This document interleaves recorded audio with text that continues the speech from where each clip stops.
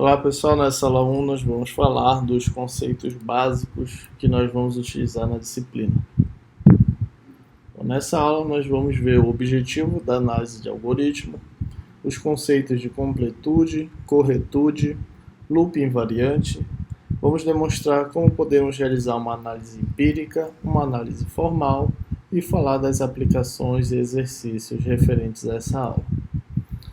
Bom, sobre a análise de algoritmo, este é uma área muito importante porque está associada ao conceito de otimização. Se você domina as técnicas para realizar a análise de algoritmo, uma análise formal, você consegue então escolher as melhores estruturas de dados ou as melhores soluções para desenvolver um algoritmo eficiente. E se você tem a capacidade de desenvolver um algoritmo eficiente, nós podemos dizer que você está evitando o trabalho desnecessário.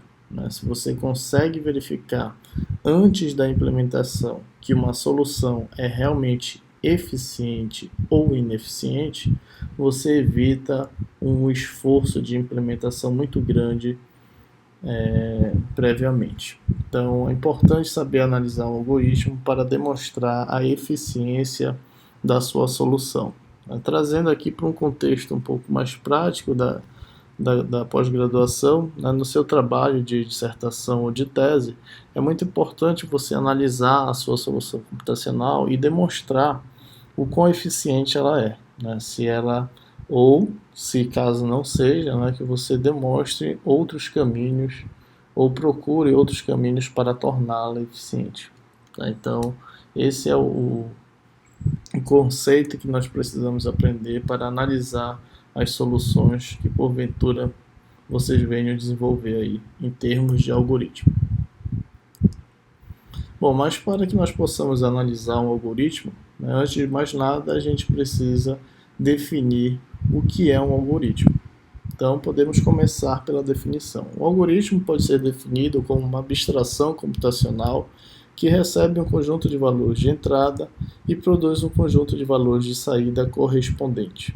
Em outras palavras, o algoritmo pode ser definido como uma matriz dupla x, y e f, tal que para todo x, para todo valor de entrada, nós produzimos um correspondente valor de saída y a partir da nossa computação. Então, o que nós temos no algoritmo é, para um determinado valor de entrada, a gente realiza uma computação f de x para produzir o nosso correspondente valor de saída. O objetivo de um algoritmo, então, é realizar este mapeamento dos valores de entrada para os valores de saída. Aqui nós temos alguns exemplos de mapeamento. Então, para cada valor de x aqui, nós estamos realizando um determinado mapeamento e produzindo o y correspondente. Então a pergunta é, que computação f de x nós estamos fazendo, considerando os valores de entrada, para produzir os respectivos valores de saída? Quando x vale 1, 9, 7, 3, 4 e 5, a saída correspondente é esta aqui. Quando x vale 3, 8, 4, 9, 10, 5 e 2, a saída correspondente é esta. Então, o que o nosso mapeamento f de x está fazendo neste exemplo? Bom, nós podemos perceber que neste exemplo, o nosso algoritmo está realizando o mapeamento de tal forma que os valores de saída sejam ordenados, em ordem crescente nesse caso. Então, esse algoritmo está realizando um mapeamento que nós chamamos de sorte, um mapeamento de ordenação. Vamos verificar um outro exemplo. Neste exemplo, agora nós temos os valores de x como entrada e o valor de y único, número inteiro correspondente. Então, quando o valor de x for 1, 9, 7, 3, 4 e 5, o valor correspondente é o número 1. Já no segundo exemplo, quando o valor de x for 3, 8, 4, 9, 10, 5 e 2, o valor correspondente é o número 4. E para o último exemplo, 1, 2, 3, 4, o valor correspondente ao número 3. Então, que tipo de mapeamento esse algoritmo está realizando? Que f de x está sendo computado aqui para a correspondente saída y? Bom, neste caso, observe aqui que o que o algoritmo está fazendo é encontrando o maior valor da sequência de entrada e retornando o seu índice. Por exemplo, quando x vale 1, 9, 7, 3, 4 e 5, normalmente a gente considera o primeiro valor o índice 0. Então, 0, 1, 2, 3, 4 e 5. Então, observe que o maior valor da sequência de entrada é o número 9. E este número 9 está na posição 1. Então, o valor retornado de y é justamente este índice. No segundo exemplo, os valores de entrada são 3, 8, 4, 9, 10, 5 e 2. Então, os índices correspondentes para esses valores são 0, 1, 2, 3, 4, 5 e 6. Então, o algoritmo, o mesmo mapeamento é realizado. Analisa a sequência de entrada e encontra o maior valor. Neste caso, o maior valor é o número 10 e ele está no índice 4. Logo, o valor de y é igual a 4. A mesma coisa acontece para o último exemplo. Os valores de entrada estão no índice 0, 1, 2 e 3 e o maior valor é o número 4, que está no índice 3. Então, este é o tipo de mapeamento realizado nesse exemplo. Vamos verificar um último exemplo. Bom, neste caso, os valores de x são números inteiros e percebam que a saída é binária, né? Ele retorna apenas 0, 1. Agora, que tipo de mapeamento está sendo realizado? Que tipo de mapeamento f de x está sendo realizado para que ele saiba, de acordo com os valores de entrada x, retornar o correspondente valor y, 0, 1. Observem o padrão. Então, neste caso, percebam que está retornando 1 toda vez que o valor de entrada for um número primo. 11, 17 e 2 são números primos e, por este motivo, y é igual a 1. Neste algoritmo, os valores de entrada 56 e 27 não são primos e, por este motivo, o algoritmo mapeou corretamente para o valor de saída 0. Então, percebam que para cada valor de entrada, um algoritmo, que é uma abstração computacional, realiza os procedimentos necessários para produzir o correspondente valor de saída. Agora, é necessário que algumas premissas sejam satisfeitas na construção desse algoritmo. O algoritmo ele precisa garantir as premissas de finitude, corretude e eficiência. Bom, nesse caso, a premissa de finitude verifica a não existência de loop infinito. Considerando que um algoritmo é iterativo, é necessário que ele sempre pare, que ele não entre em loop infinito. A nível de algoritmo e programação, a gente garante que o algoritmo não entre em loop infinito a partir da utilização de sentinelas e contadores, que são variáveis utilizadas para garantir que a condição de parada de um laço. Então, utilizando sentinelas e contadores, a gente garante a finitude de um algoritmo, ou seja, que ele pare. Em relação à corretude, a gente verifica se para toda instância o algoritmo para, ou seja, se ele tem a finitude, e produz a saída correta. A corretude pode ser determinada a partir do conceito de loop invariante. Esse conceito de loop invariante ele está associado ao conceito de prova por indução. Numa prova por indução, a gente tem o passo base e parte que esse passo base sempre é verdadeiro, vou chamar de PB. Então, no conceito de loop invariante é a mesma coisa, a gente precisa que o passo base do algoritmo seja verdadeiro e para cada iteração, ou seja, para cada passo base mais um, a gente também tem que garantir que a premissa continua sendo verdadeira, ou seja, que ele não varie a cada iteração do algoritmo. Se isso é verdade, para todas as interações os passos são verdadeiros, então a gente garante que o algoritmo é correto, ele possui a premissa de corretude, ele para e é correto. Nas nossas análises que iremos realizar nessa disciplina, a gente sempre vai considerar que o algoritmo possui as premissas de finitude e corretude, ou seja, que ele para e é correto, ok? Porque o que nós queremos é verificar e nos debruçarmos na terceira premissa, que é a eficiência. A eficiência, ela verifica o consumo de tempo e espaço requerido pelo algoritmo. A eficiência pode ser analisada de duas formas, empiricamente e matematicamente. Nós vamos, na aula de hoje, demonstrar como realizar esses dois tipos de análise. Então, apesar de um algoritmo ser finito e correto, nem sempre ele é eficiente, né? Nós podemos desenvolver uma solução para cada valor de x, produzir um mapeamento correto para y, porém que demore muito ou que consuma muitos recursos computacionais. E nesse caso, isto não é viável.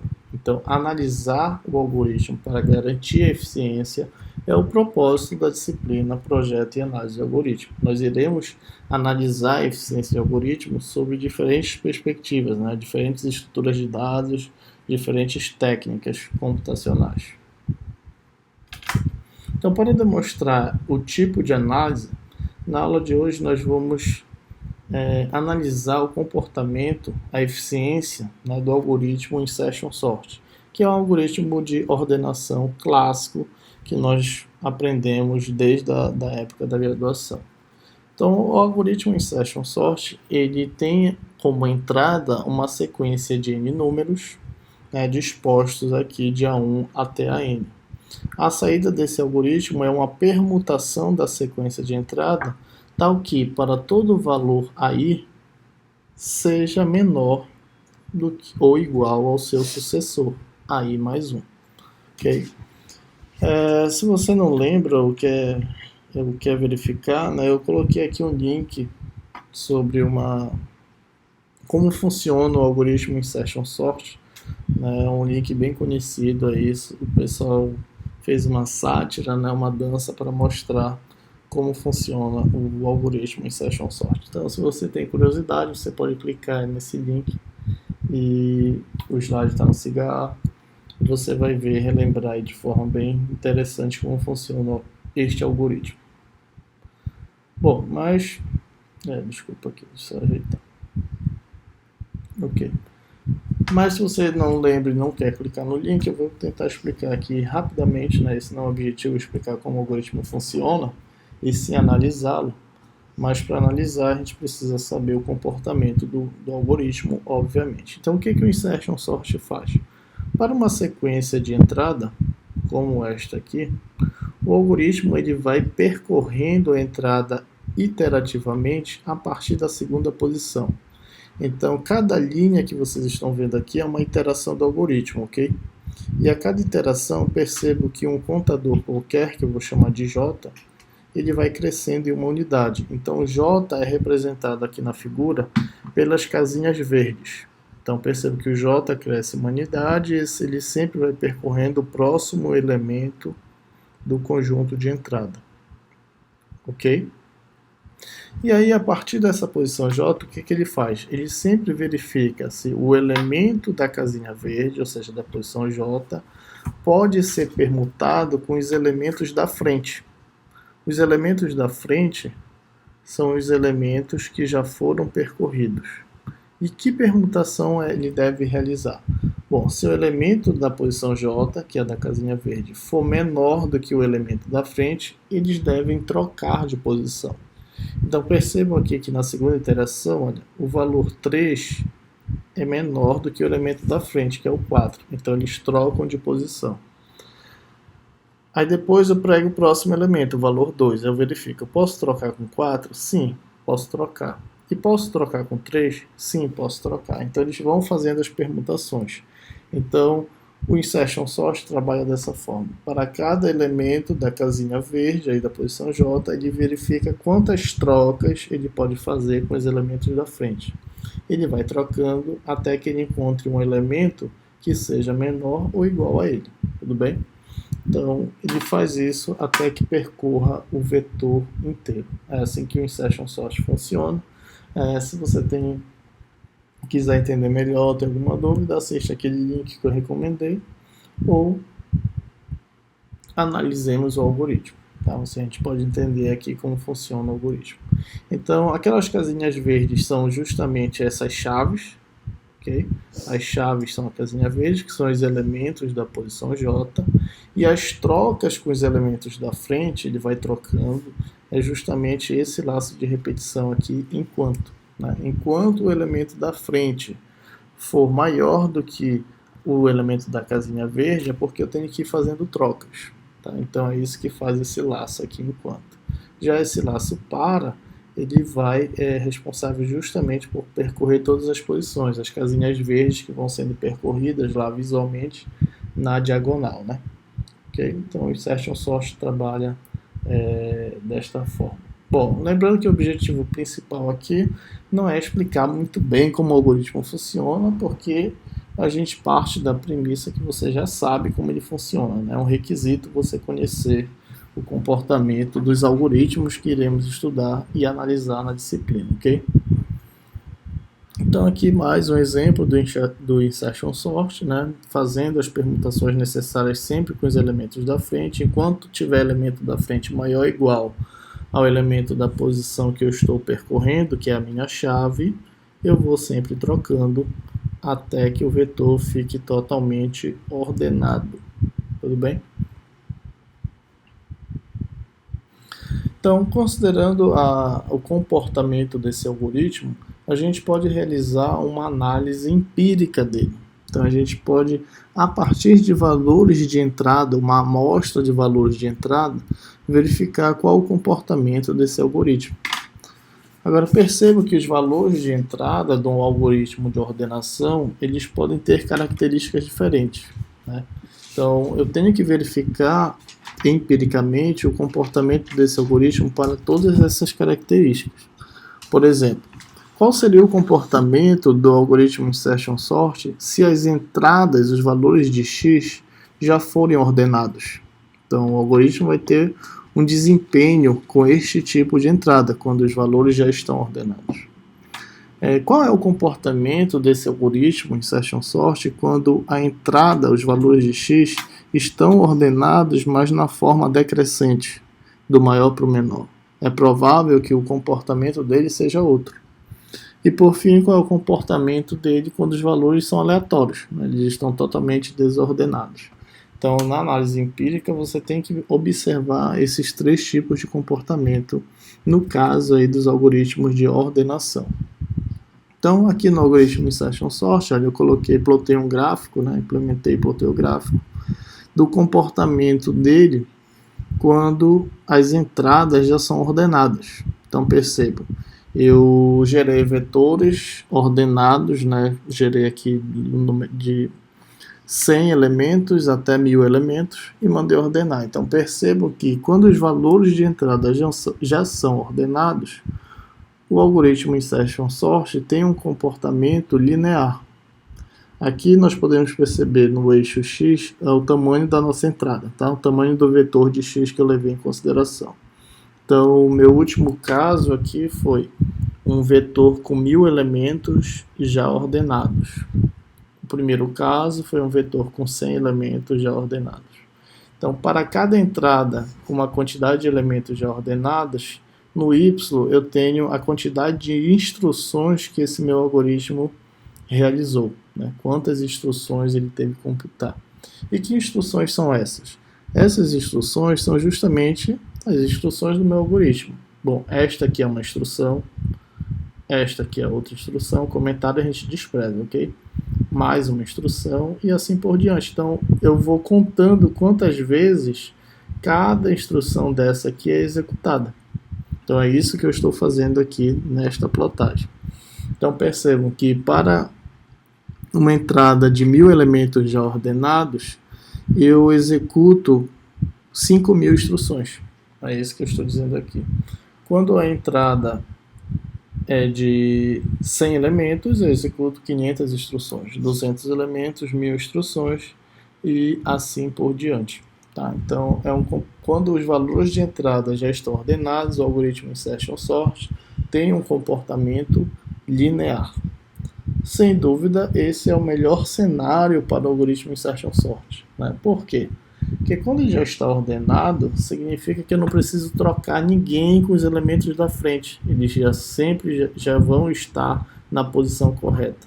Então, se eu não precisar trocar ninguém com o elemento da frente, então quer dizer que as instruções de dentro desse laço enquanto nunca serão executadas. Então, por isso, esse é o melhor cenário do algoritmo.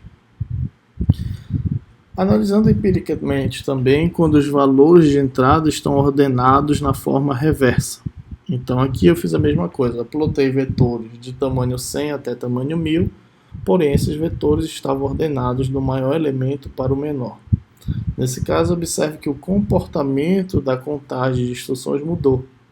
Né? A gente já tem aqui uma forma de uma curva aproximando a um comportamento de uma função do segundo grau, uma função quadrática. Significa que para um vetor com 1000 elementos de entrada ordenado de forma decrescente, o número de instruções que a gente executou foi de, aqui está na notação de E a 6, tá? Então são 6 casas, de 1.500.000 instruções. Tá? Quando o valor de entrada for de 100, então a gente está executando mais ou menos aqui próximo de 150.000 instruções. Tá? Então é esse o comportamento aqui quando os valores estão ordenados na ordem reversa.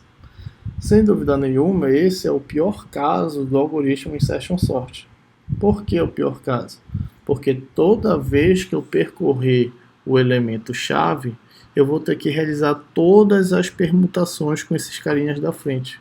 Isso quer dizer que o laço enquanto vai ser executado até a primeira posição, sempre até a primeira posição. Então é o pior caso. No pior caso, nós podemos perceber que o algoritmo Insertion Sort tem um comportamento quadrático. Né? No melhor caso, linear, no pior caso, quadrático.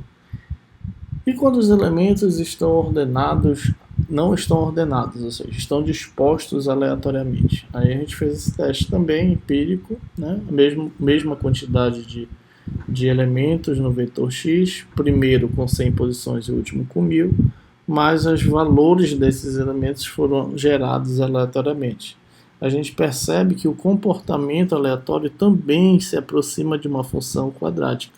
A gente tem algumas variações. O que significa isso? Essas variações. As variações justamente do laço enquanto. Né? Em alguns casos, o laço enquanto foi processado mais vezes, em outros menos vezes, porque os valores estão dispostos aleatoriamente. A gente pode perceber também que a quantidade de instruções, quando o tamanho é 1000, né?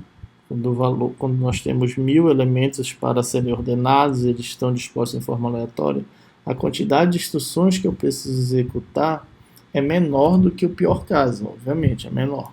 Tá? Aqui eu executo 1.500.000, aqui eu estou executando 800.000 instruções. Mas, apesar de ser menor, o comportamento do algoritmo continua sendo o mesmo, continua sendo quadrático. Okay?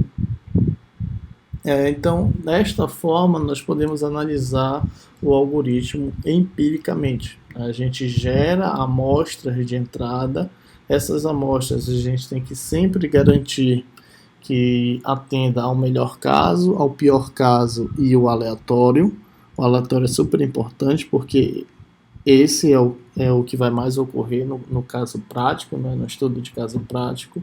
E aí a gente consegue, a partir das curvas, né, da contagem de instruções, verificar o comportamento que o algoritmo vai ter.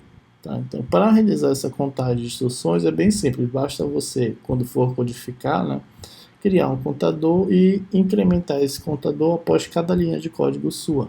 E aí você faz a contagem de instruções desta forma. Agora, além da análise empírica, a gente pode realizar a análise matemática, chamada de análise formal. É isso que nós vamos ver na continuação desta aula.